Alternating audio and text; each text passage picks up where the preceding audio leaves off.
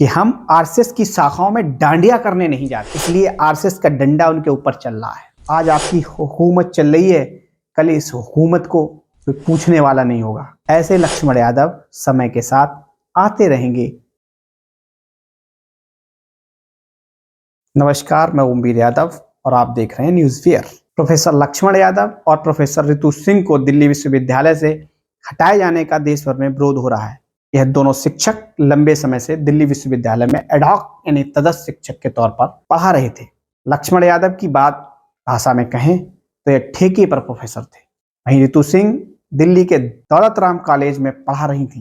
उन्होंने अपनी प्रिंसिपल पर 2020 में जातिगत आधार पर हटाए जाने का आरोप लगाया था। वहीं दिल्ली के जाकिर हुसैन कॉलेज में पढ़ा रहे प्रोफेसर लक्ष्मण यादव ने आरएसएस के इशारे पर हटाए जाने की बात कही है। इस मामले को विस्तार से जानने से पहले हम जानते हैं कि देश में कुल कितने विश्वविद्यालय हैं, कुल कितने कॉलेजेस हैं और कुल कितने शिक्षक हैं जो इस देश के विश्वविद्यालय और कॉलेजों में पढ़ा रहे हैं। कुल कितने छात्र पंजीकृत हैं जो इन विश्वविद्यालय और कॉलेजों में पढ़ रहे हैं। AISHE यानी all India survey on higher education report 2020-21 के अनुसार देश में कुल 1113 यूनिवर्सिटीज लिस्टेड हैं। इनमें central university 51, state public university 403, state private university 365, institute of national importance जो IIM और IIT वगैरह होते हैं 149, डीम्ड यूनिवर्सिटी जो DHE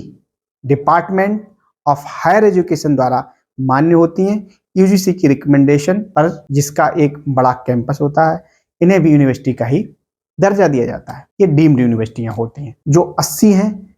डीम्ड यूनिवर्सिटी गवर्नमेंट 34 हैं, स्टेट ओपन यूनिवर्सिटी 14 हैं, deemed university government aided 10, institute under state legal legislation act के तहत जो बनाई जाती हैं वो 5 यूनिवर्सिटियां हैं, प्राइवेट ओपन यूनिवर्सिटी 1 और सेंट्रल ओपन यूनिवर्सिटी 1।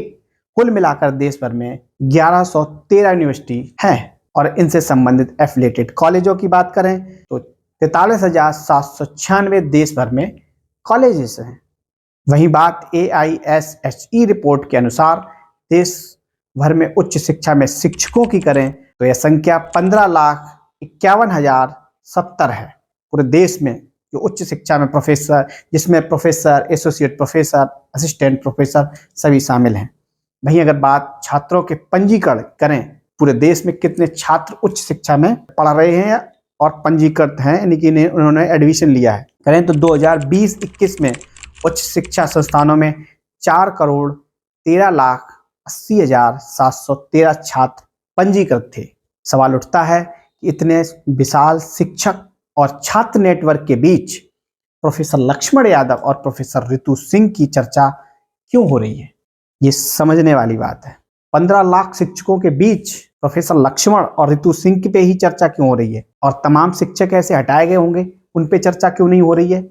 इस बात पर प्रोफेसर कहते हैं कि हम आरएसएस की शाखाओं में डांडिया करने नहीं जाते, इसलिए आरएसएस का डंडा उनके ऊपर चल रहा है। अंबेडकर और ज्योतिबा फूले लोहिया की बात करने वाले लक्ष्मण यादव कहना है कि उन्होंने वंचितों, शोषितों, पीड़ितों के हक और हुकूक की बात की है, उसकी उन्हें सजा मिल रही है, लेकिन वह कभी सांप्रदायिक मानसिकता के सामने घुटने टेकने वाले नहीं हैं।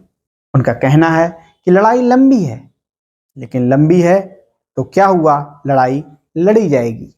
लक्ष्मण यादव और रितु सिंह दिल्ली विश्वविद्यालय में पढ़ाते हैं। यह एक केंद्रीय विश्वविद्यालय है।